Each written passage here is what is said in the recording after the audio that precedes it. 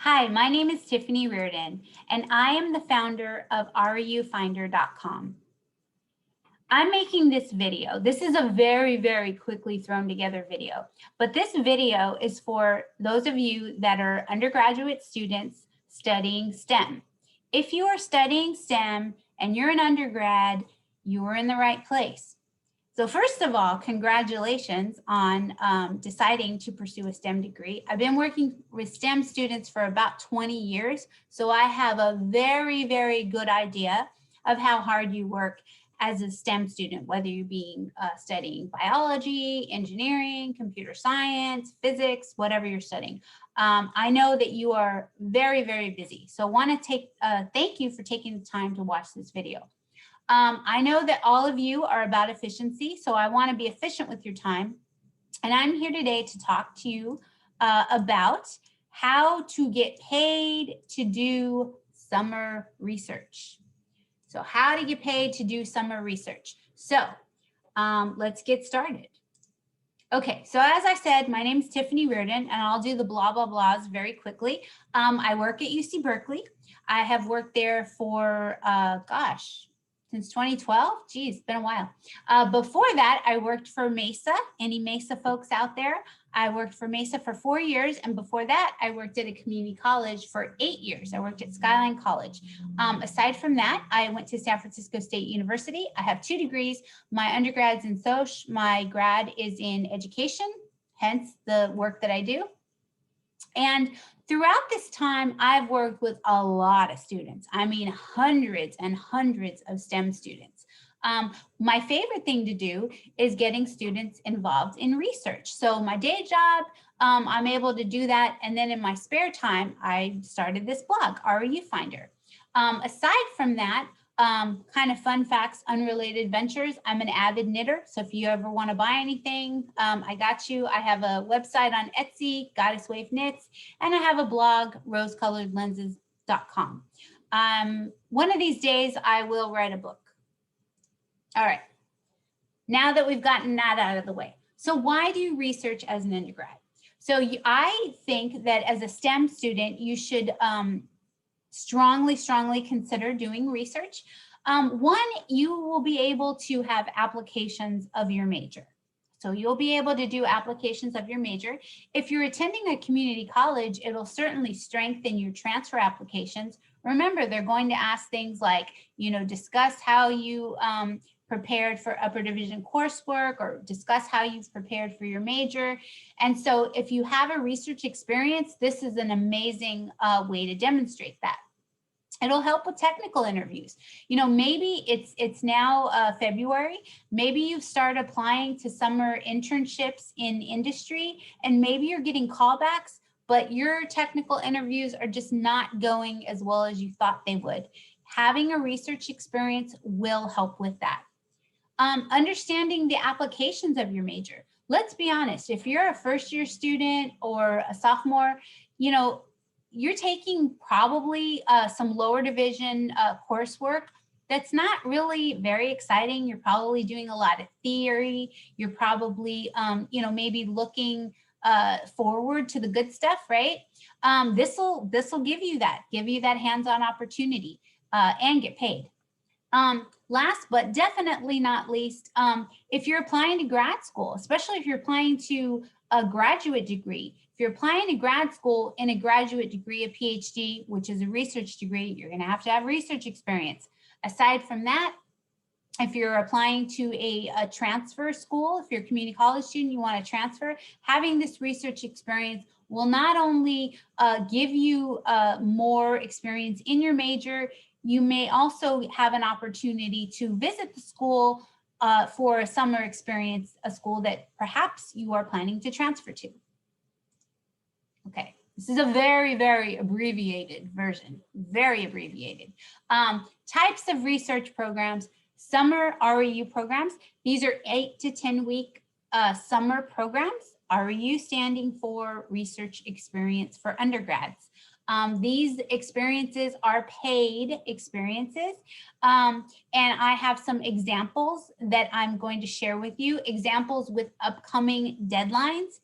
But aside from that, there are also academic year research experiences. So academic research experiences, depending on the institution that you go to, a lot of schools will have partnerships with nearby research centers or nearby institutions. Now, maybe you are attending a community college.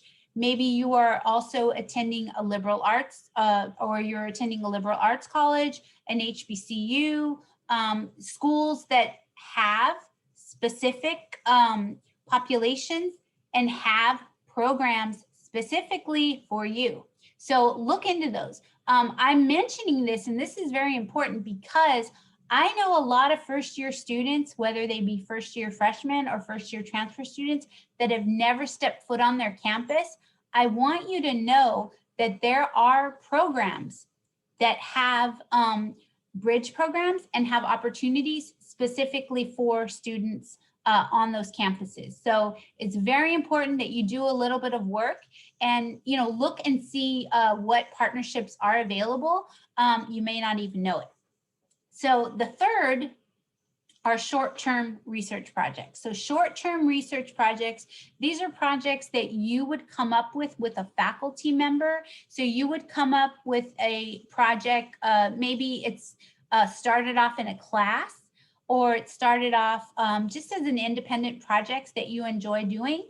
And then maybe you really want to continue working on that project and you find a faculty member that is willing to mentor you, maybe a graduate student that's willing to mentor you. I know a lot of you, especially the engineering students, are working on independent research projects, and that's amazing and awesome and phenomenal. But why not have a faculty member, you know, mentor you and guide you through that process? You never know. It could turn out that you have a publication.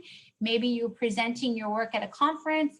Maybe, you know, that will turn into something else. So these are kind of the three examples, but for the purposes of this, this talk, if you even want to call it that, this is a very, very quick presentation. But for the purposes of this talk, we're going to focus predominantly on REU programs. Okay, REU. We love our acronyms in STEM, don't we? REU stands for Research Experience for Undergrads. These are hosted by university departments and research centers. These are usually cohorted programs, maybe about 10 students per program, and they provide research experience and professional training. Sometimes they will include GRE prep courses, and they prepare you for grad school. Now, in a normal circumstance, an REU program would be in person. For this coming summer, I know that many programs are either doing the hybrid model, which means like some of it might be online and in person. Some of them will be in person, depending on the states and the guidelines and the social distancing allowed. And then others, of course, will be 100% hybrid. Regardless of the method of delivery, I can guarantee you that every single student who decides to go for one of these opportunities, I can assure you that this will be a meaningful experience and you will get something out of it, which is why I'm really, really, you know, emphasizing that you should apply for these programs. Okay, so how do you find an REU? So these are 3 websites that I think that would be very helpful.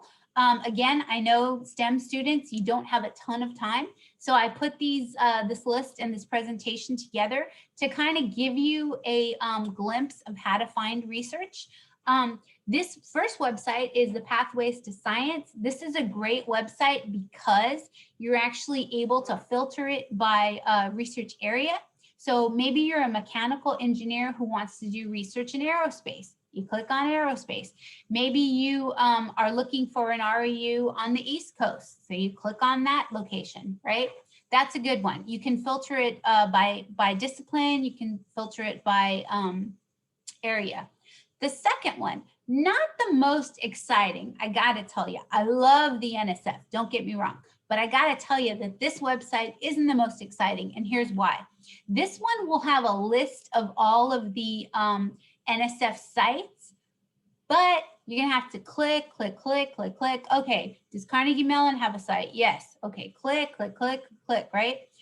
You're gonna have to do some digging.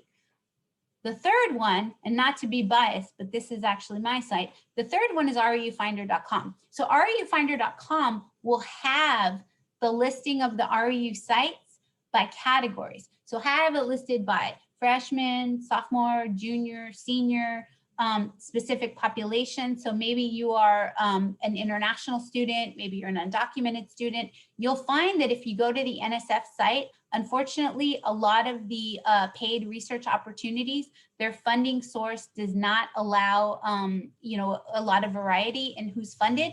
But my site, I actually have students from all citizenship requirements, GPAs, levels. So I think that one of the sites the RU Finder has that's a really good in terms of for students and the user is that you can see right off the bat if you're eligible. So if you're like, okay, I have a 3.0 GPA, great. Okay, I'm eligible for these. If it looks for, freshmen or, I'm a first year student, you can see, that, right?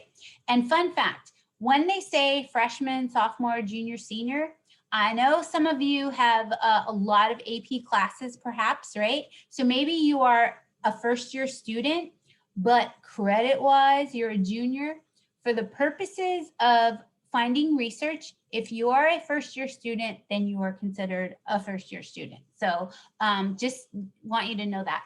And that actually leads me to my first tip, which is only apply to programs you're eligible for. So again, if you have, like a million AP classes and you have junior status, when you look in your student portal, technically you are a first year student, so only apply to those programs. But I'm telling you, that actually is a good thing because there are some programs that only want first year students, right? So here you go. All right. So let me give you some examples. So I put together a listing of some examples of RU programs just to kind of give you a sense. And these are programs that have deadlines that have not yet passed. So if you see something you like, this is just a small snapshot. If you see something you like, apply. And there are a lot of others on my website. Okay, so the first one is at the Florida International University in Miami, little picture of Miami there. This is a great opportunity. They are looking for freshmen, sophomores, and juniors. The GPA is not specified, so they're not simply, looking at GPA. They're looking at a lot of factors. It is the limiting source of funding is limited to U.S. citizens and permanent residents. The deadline application is March 21st. So you do have a lot of time to kind of get your materials together. You have a little over a month. This one, as you can see, they are looking for students, women, underrepresented minority, and students from institutions that do not have strong STEM research programs. So what they mean by that is if your school is not considered a research institution, maybe your school doesn't give out PhDs, maybe your school doesn't have a ton of research opportunities, that's a good thing because they're looking for you. And then, of course, if you look at the content, these are, perhaps students that are interested in EE, in CS, maybe in material sciences, in mechanical engineering, a lot of opportunities here. And again, you don't have to have a ton of research. They will take first year students. So you should apply to this one. Here's another one. This is at the University of Buffalo. This one does have a GPA requirement, but again, they are looking for a broad representation of students. So they want students who, from a range of backgrounds. And again, students from institutions that do not have strong STEM research programs are encouraged to apply. This one is in cybersecurity. So this is a 10-week REU program. So this would be something, if you're interested in cybersecurity, this might be something to consider. And again, you have not as much time. It's March 1st, but I'm sure that, if you take a look at it and it's of interest, you should definitely apply. All right, the next one is, okay, this one's at Boston University. So this might be a good one for students who are interested in bio or in chemi or biochem. Now, very, very important, the deadline to apply for community college students is March 15th. The deadline to apply for university students is March 1st. So if you are a community college student, you have till the 15th. If you are a university student, I believe you have until March 1st. The citizenship requirements, U.S. citizens, permanent residents, and DACA eligible. They do not have a minimum GPA. And they actually are looking for students from community colleges. So they have a bit of a different deadline. I know that given the subject matter that some of you who might be pre-med might be a good fit for this program. But I would, if you are, kind of looking at the MD route, this might be an opportunity for you to look at the PhD route. So if you are pre-med and you're, been looking for programs, there are programs specifically for pre-med, but this might be something if you're, chemical engineer, biochem, chemistry, this might be a good fit for you. Okay, here's another one. This is a good one. This is Columbia University's School of Public Health. They have a great program. Their deadline is the 15th of March. And this is one, it's freshmen, sophomores, juniors, seniors. There is no GPA, no minimum GPA required to apply. They will give you research, career planning, and career training. And all you have to have to be eligible is 1 semester of college level calculus. So 1 semester of college level calculus is what they require. And why not check it out? Fingers crossed you're able to go to this in person. I'm not sure if it's going to be virtual or in person, but Columbia is a great place, and New York City is one of my favorite places in the world. Okay, now I know I said STEM, right? I know I said STEM majors, but I know a lot of students perhaps have had some interest in STEM and interest in business, I should say. And so if you are one of those students who's interested in engineering, interested in, computer science, but then you also have a little bit of an interest in business, this one is for you.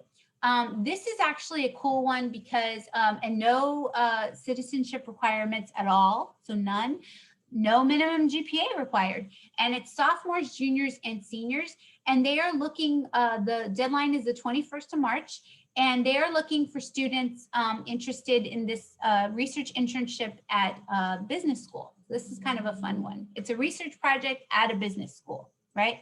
So this looks like a good one. Last but definitely not least, one of the cool things that I notice about a lot of students I work with is that they are interested in using technology for social change. And so if that's something that is of interest to you and you're kind of looking to use your major for social change, then this might be a really good project that RU site. This one is at Texas Advanced Computing Center at UT Austin. This is a good one. Again, there are no minimum GPA. It is unfortunately limited to US citizens and permanent residents, again, because of the funding source, but this is a good one. You'll also be invited to present your research at UT Austin. How cool is that? That looks really good for grad school and for your LinkedIn profiles.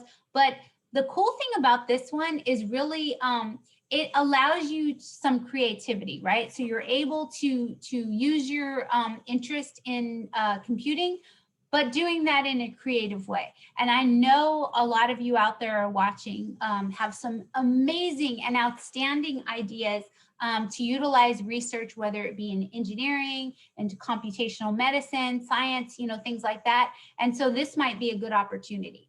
I always tell students, whatever crazy ideas you have, the crazier, the better. I shouldn't even say crazy, innovative, right? The more innovative, the better, because that's what they're looking for. Okay, so those are just a quick snapshot of some of the programs out there. Again, there are many, many others, but those are just some. Okay, so what does the application look like?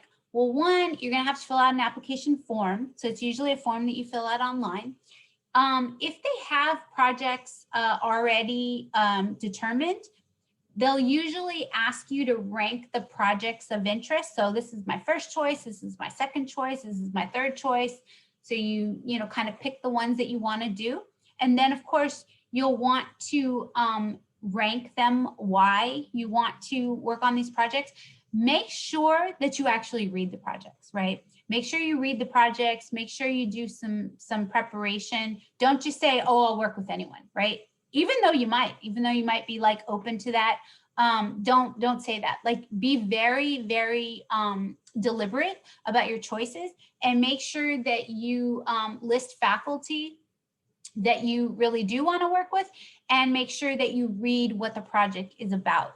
I'll give you a really quick example. One year I had a student who signed up for an REU thinking it was at one school, but it was actually at another school. So when she got accepted, she was like, oh my goodness, like I thought I was going to this school and it was actually another school.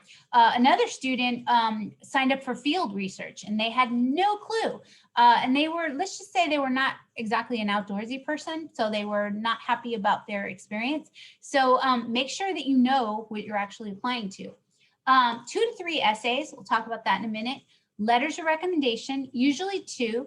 So if you have a program that accepts first-year students, oftentimes they will maybe ask for a letter of recommendation from a faculty, and then maybe a letter of recommendation from, say, an advisor or a counselor or someone who knows you well.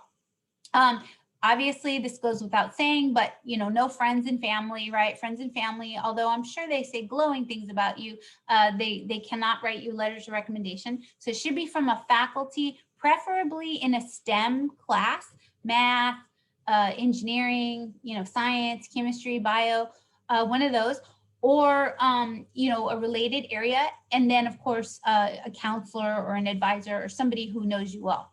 But they definitely want to make sure they can write you a strong letter of recommendation. You also need to include a resume. And if you don't have a resume, don't worry about it. If you look at REUfinder.com, I have an article on resume, or you can just Google, you know, resumes. There's a lot of really, really good sites out there on what to include on your resume.